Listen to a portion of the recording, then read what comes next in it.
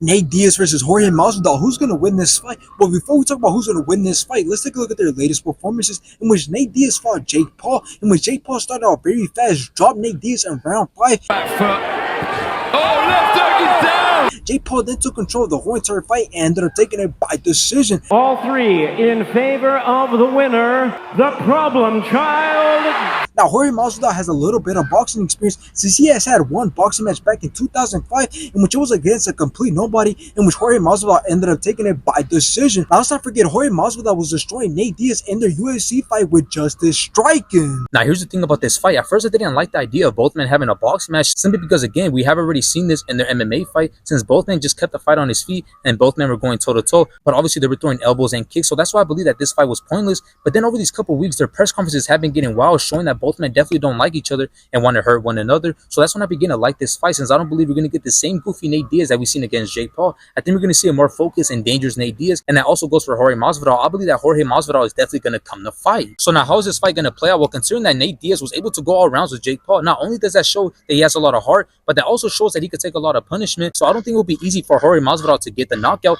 because Jake Paul, who dedicates his life to boxing and who's bigger and younger, couldn't even stop Nate Diaz. And that's with the fact that Jake Paul was landing some hard shots, and that's also with the fact that Jake Paul was able to drop Nate Diaz. But anyways, even though both men are 39 years old and don't dedicate their life to fighting anymore, let alone boxing, I still believe that both of them are going to go back and forth. They're going to feel each other out, and they're definitely going to land some hard shots. And unless Jorge Masvidal can somehow find the dog in him to outland and outperform Nate Diaz, I believe that Nate Diaz is going to have the cardio and the pace to rim. So I got Nate Diaz beating Jorge Masvidal.